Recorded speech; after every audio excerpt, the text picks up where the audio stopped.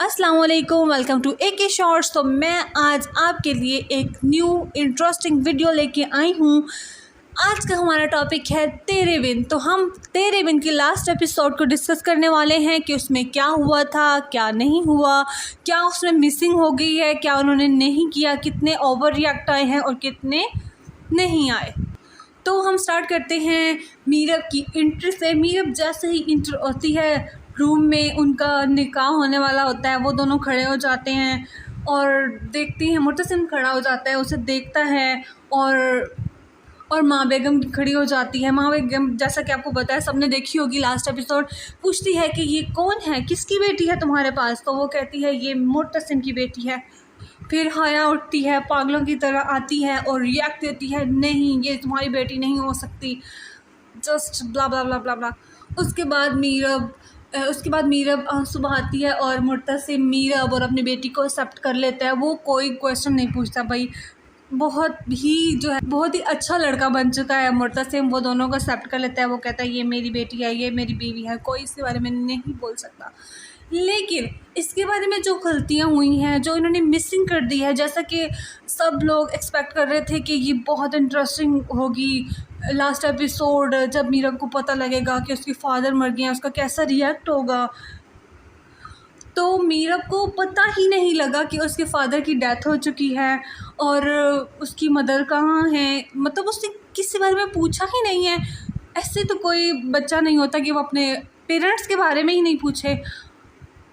चलो हया ने सब कुछ कर दिया है, मतलब उसने इतने किए हैं कि मीरब अलहदा हो जाए, ये हो जाए, वो हो जाए, लेकिन वो फिर भी मुर्तसिम को हासिल नहीं कर पाए। तो अब तक तो हया को पागल हो जाना चाहिए था। ये तो उसके लिए कोई सज़ा ही ना हुई कि उसे भाई गांव वाले घर में भेज दिया और वो हमेशा वहीं रहेगी। भाई उसकी शादी करवाओ आप लोग, उसकी किसी और से शादी करवा देते, उसको पागल कर देते। नेवर। ये वाला सीन जो था ना, थोड़ा होना चाहिए था कि लोगों में थोड़ा हो कि इतना सब कुछ बुरा करने के बाद भी उसको सज़ा तो मिलनी चाहिए। फिर उन्होंने हैप्पी एंडिंग तो बहुत ही अच्छे तरीके से कर दी। और वो जो अम्मा बेगम है, वो पहले तो बड़ा वही बनती रही हैं कि ये नहीं करना, मीरब ने ये गलत कर दिया, मीरब ने वो गलत कर दिया। और एक दफ़ा ही मुर्तसिम के कहने से उन्होंने, जी हाँ भाई ठीक है, सब कुछ सेट हो गया, सब कुछ क्लियर हो गया है। मुर्तसिम पहले तो बड़ा डॉन बन के घूमता रहा है, लेकिन जब वो रिक्शे वाला उसके सामने आया तो उसने उसे पूछा ही नहीं, भाई हाँ भाई मैं तुम्हारे घर आया था और वो पर्ची जो मैंने देखी थी, जो मेडिकल रिपोर्ट तुमने देखी थी, वो जो दवाइयाँ वगैरह थी, भाई वो इसी की थी कि क्या था। कोई रिएक्ट नहीं है भाई। वैसे तो ये ड्रामा बहुत ही ट्रेंडिंग पे रहा है, लेकिन जैसे लोगों को शौक हो रहा था कि हया का क्या बनेगा और इसके फादर का जब सुनेगा तो क्या, वो उसका रिएक्ट क्या होगा, वो अपनी मदर को सुनेंगी तो क्या रिएक्ट होगा, लेकिन कुछ भी नहीं ऐसा हुआ। बस वो आई है, आराम से निकाह ख़त्म हो गया है और मुर्तसिम ने मीरब को एक्सेप्ट कर लिया है। Drama finish. बाकी इधर उधर वाले कहाँ गए? हालांकि बाकी इधर उधर वालों का भी बहुत अच्छा रोल था, उन्होंने बहुत अच्छा एक्टिंग की हुई थी, उनका बताना चाहिए था भाई।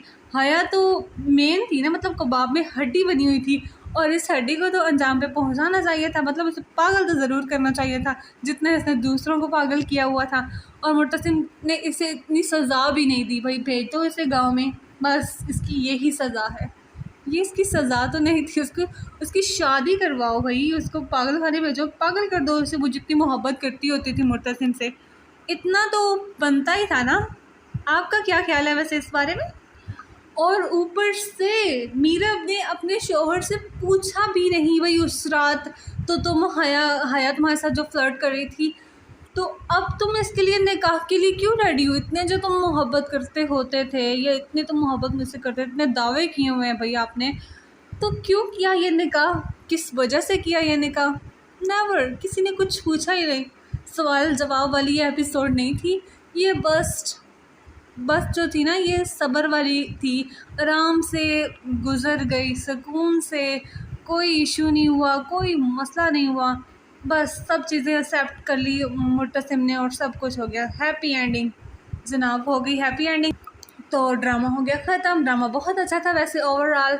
और आपकी इस बारे में क्या राय है हमें ज़रूर बताइएगा कमेंट बॉक्स में। और थैंक्स फॉर वॉचिंग। अल्लाह हाफिज़।